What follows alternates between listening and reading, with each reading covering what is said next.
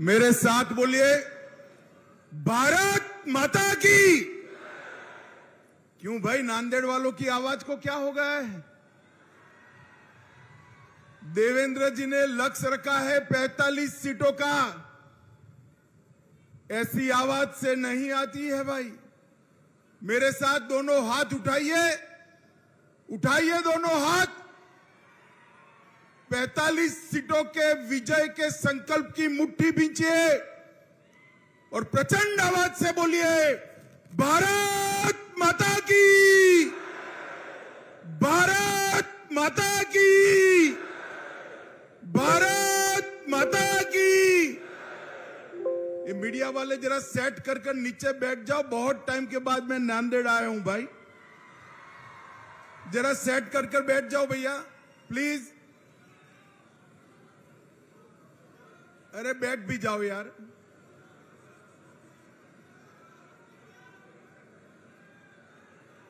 बैठ जाओ, बैठ जाओ।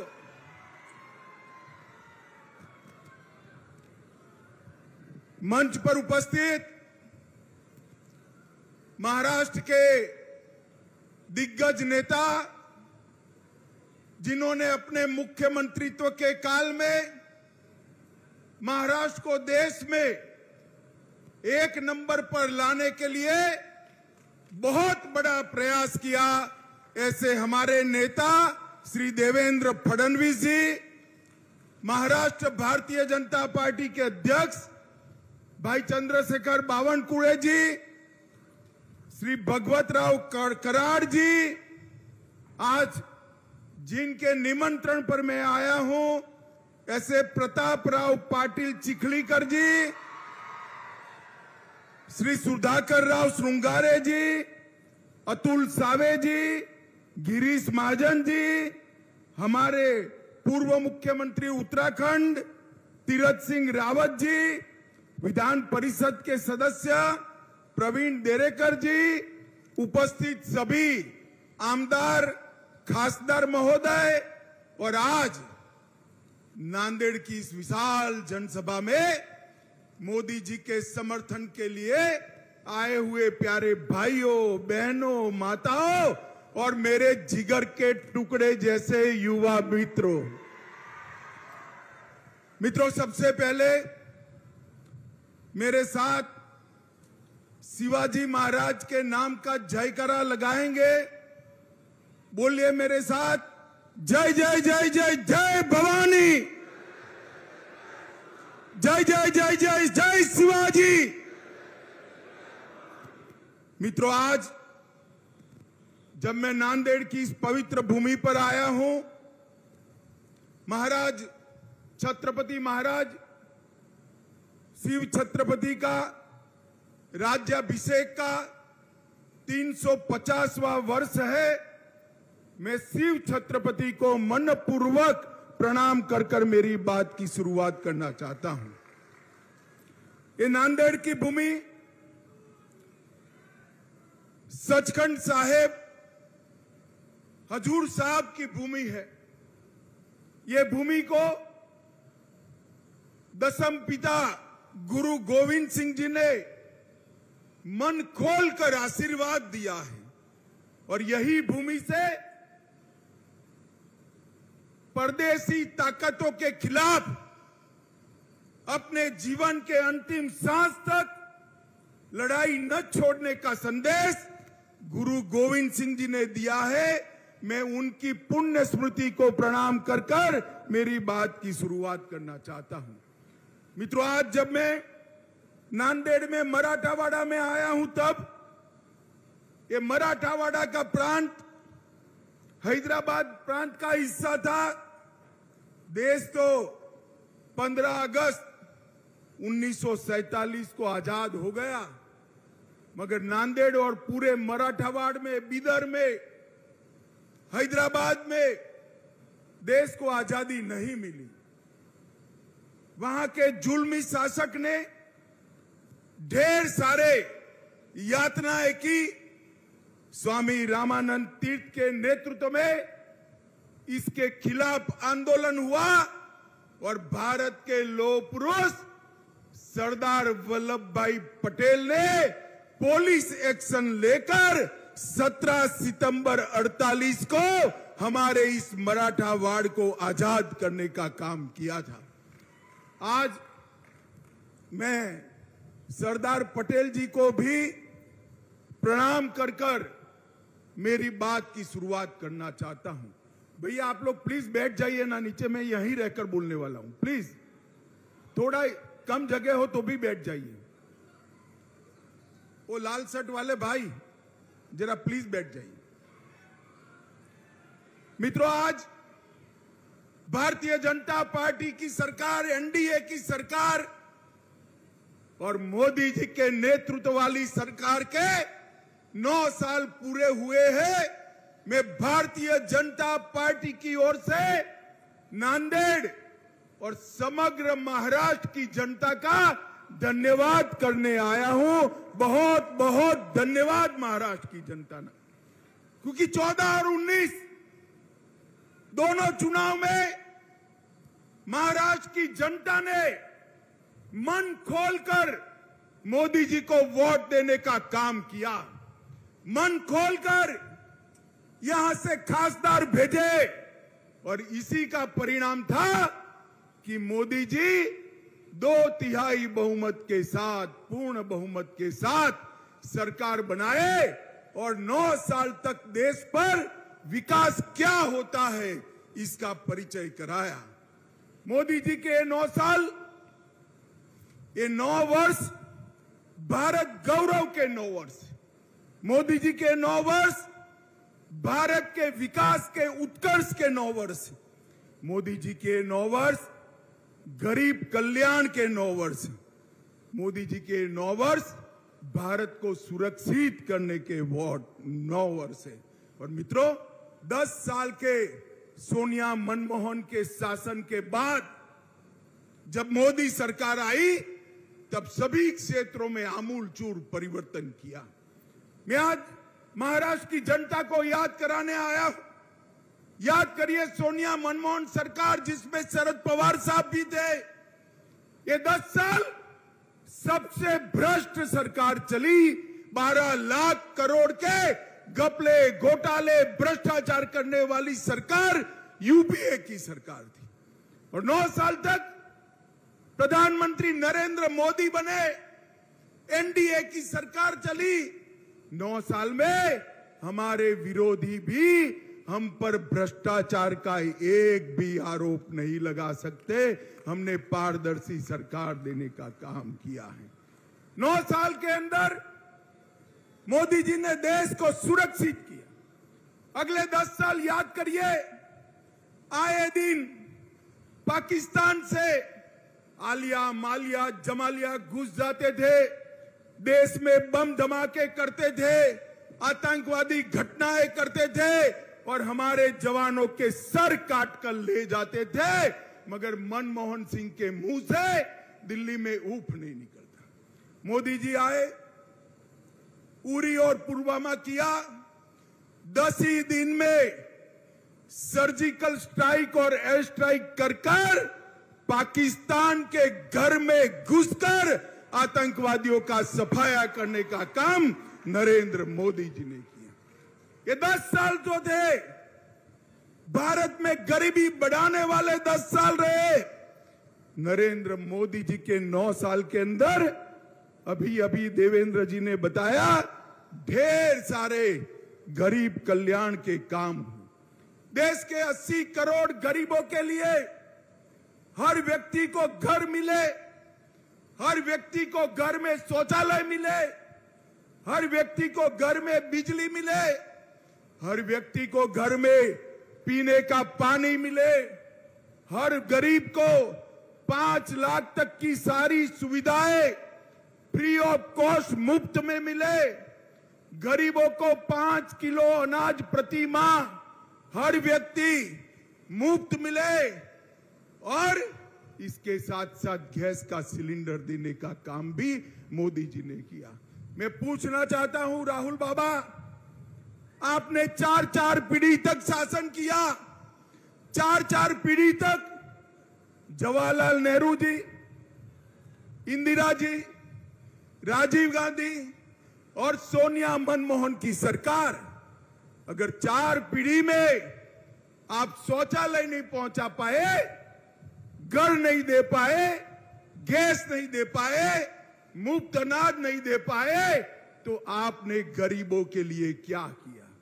सच अर्थ में आजादी के बाद गरीबों के कल्याण का काम केवल और केवल देश के नेता और हमारे प्रिय प्रधानमंत्री नरेंद्र मोदी जी ने किया। नरेंद्र मोदी जी ने किया।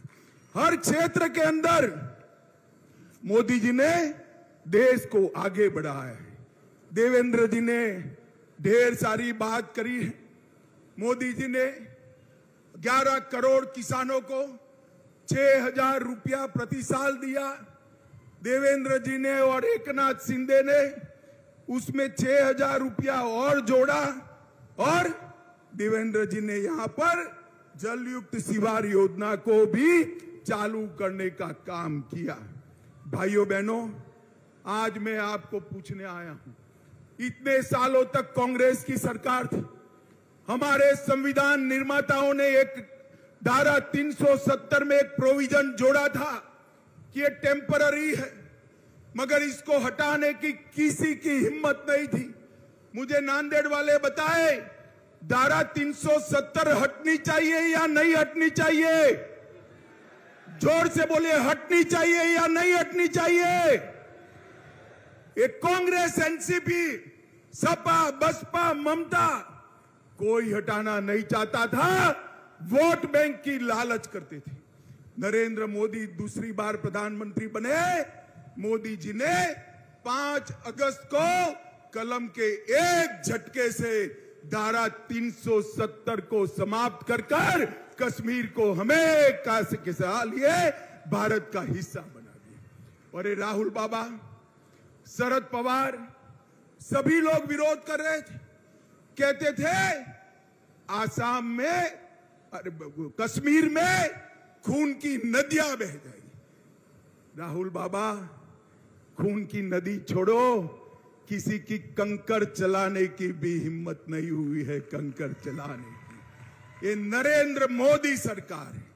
माताओं, भाइयों, बहनों, मुझे बताओ, अयोध्या में प्रभु श्री राम का मंदिर बनना चाहिए या नहीं बनना चाहिए? अरे जोर से बोलो, बनना चाहिए या नहीं बनना चाहिए? काशी विश्वनाथ कॉरिडोर बनना चाहिए या नहीं बनना चाहिए? सोमनाथ का मंदिर फिर से सोने का बनना चाहिए या नहीं बनना चाहिए? कांग्रेस के शासन में कुछ नहीं होता था। नरेंद्र मोदी जी ने बाबर ने तोड़ा हुआ वो राम मंदिर फिर से पुनः प्रस्तापित किया। ये राहुल बाबा, मैं भाजपा का अध्यक्ष था, मुझे ताने लगाते थे कि भाजपा वाले कहते हैं मंदिर बनाएंगे मगर तिथि नहीं बताते हैं।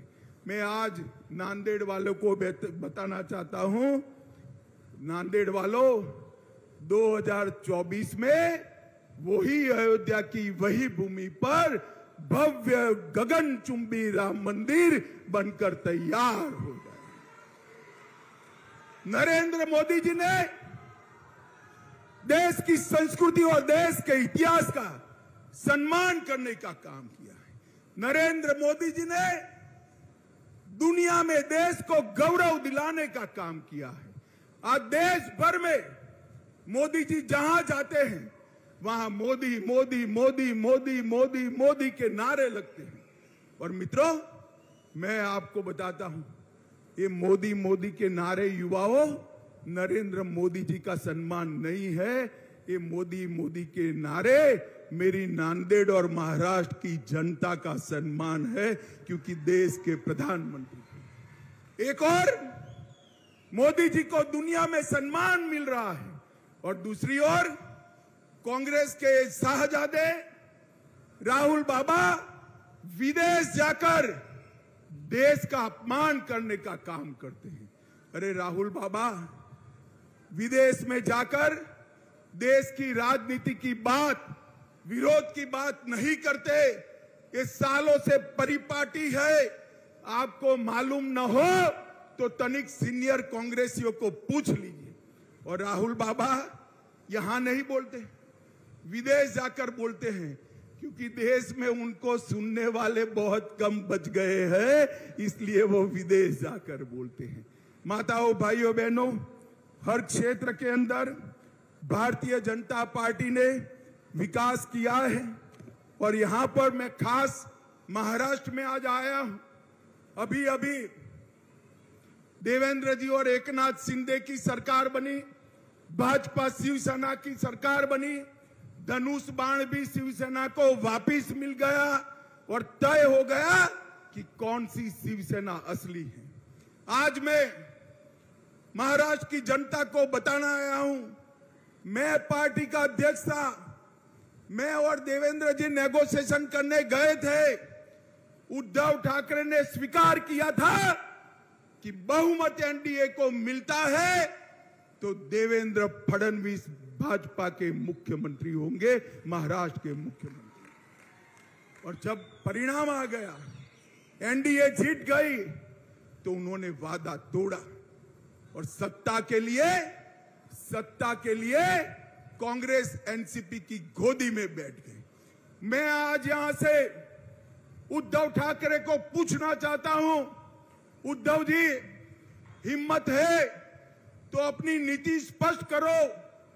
ट्रिपल तलाक हटाया, उससे आप सहमत हो या नहीं हो? मैं नांदेड़ वालों को पूछना चाहता हूं, ट्रिपल तलाक हटाया, इससे आप सहमत है या नहीं है? उद्धव जी, आप नीति स्पष्ट करो। राम मंदिर बन रहा है, उससे आप सहमत हो या नहीं हो? मैं पूछना चाहता हूं नांदेड़ वालों को, राम जन्मभूमि पर मंदिर बनना चाहिए या नहीं बनना चाहिए? मैं उद्धव जी को पूछना चाहता हूं, भाजपा की कई सरकारें कॉमन सिविल कोड लाने की बात कर रही है। आप अपनी नीति स्पष्ट करो कि आप कॉमन सिविल कोड चाहते हो या नहीं चाहते हो। मैं नांदेड़ वाले को पूछना चाहता हूं, कॉमन सिविल कोड लाना चाहिए या नहीं लाना चाहिए? जोर से बोले, लाना चाहिए या नहीं लाना चाहिए? मैं उद्धव जी को पूछना चाहता हूं कि भारतीय जनता पार्टी, मुस्लिम आरक्षण नहीं होना चाहिए, ये हमारी मान्यता है। मुस्लिम आरक्षण संविधान सहमत नहीं है, धर्म के आधार पर आरक्षण नहीं हो सकता है। उद्धव ठाकरे महाराष्ट्र की जनता को बताए कि मुस्लिम आरक्षण होना चाहिए या नहीं होना चाहिए। मैं नांदेड़ वालों को पूछना चाहता हूं, मुस्लिम आरक्षण जाना चाहिए या नहीं जाना चाहिए? जोर से बोलो, जाना चाहिए या नहीं जाना चाहिए? मैं उद्धव ठाकरे को पूछना चाहता हूं, कर्नाटक में जिनके आप साथी हो, उनकी सरकार बनी, वो वीर सावरकर को इतिहास के पुस्तक से मिटाना चाहती है। क्या आप सहमत हो? मैं नांदेड़ की जनता को पूछना था, वीर सावरकर का सम्मान, ये महान देशभक्त आदि बलिदानी आदमी का सम्मान, वीर सावरकर जैसे स्वतंत्र सेनानी का सम्मान होना चाहिए या नहीं होना चाहिए? जोर से बोलिए, होना चाहिए या नहीं होना चाहिए? उद्धव जी, आप दो नाव में पैर नहीं रख सकते हो। महाराष्ट्र की जनता के सामने मैंने जितनी बातें करी है, इसका जवाब स्पष्ट कर दीजिए। आपकी पोल महाराष्ट्र की जनता के सामने खुल जाएगी। माताओं, भाइयों, बहनों, उद्धव जी कहते हैं कि हमने इनकी सरकार तोड़ी, हमने नहीं तोड़ी है।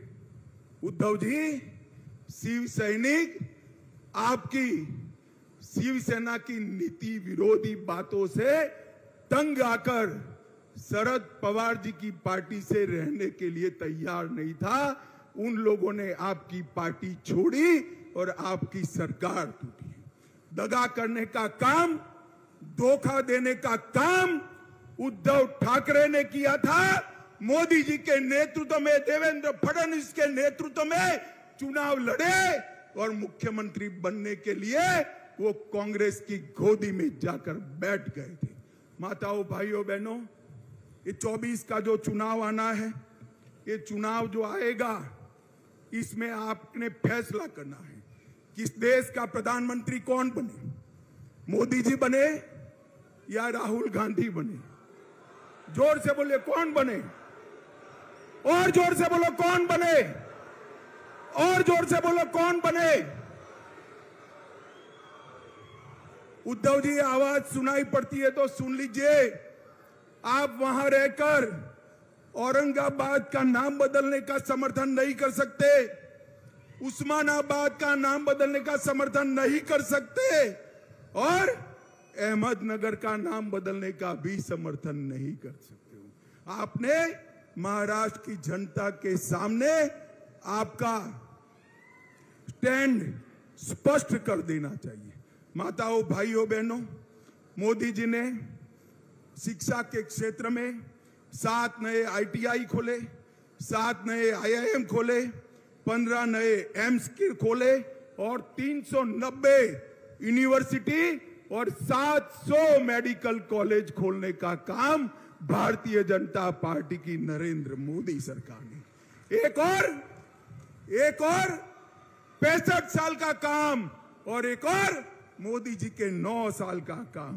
पिछले 9 वर्षों में नेशनल हाईवे में 54,000 किलोमीटर जोड़ने का काम मोदी जी ने किया था। मनमोहन सिंह जी 5 शहरों में मेट्रो छोड़कर गए थे, आज 20 शहरों में हो गई। 17 नई वंदे भारत ट्रेन शुरू हो चुकी है। यहां नांदेड़ साहब है, प्रताप राव ने कहा है वंदे भारत शुरू करना, मैं जाकर जरूर रेल मंत्री से बात करूंगा। 74 नए हवाई अड्डे खोलने का काम मोदी जी ने किया है। 11 करोड़ किसानों को किसान सम्मान निधि, जल जीवन मिशन 1.5 करोड़ घरों में पहुंच चुका है। लगभग 60 करोड़ लोगों को आयुष्मान भारत योजना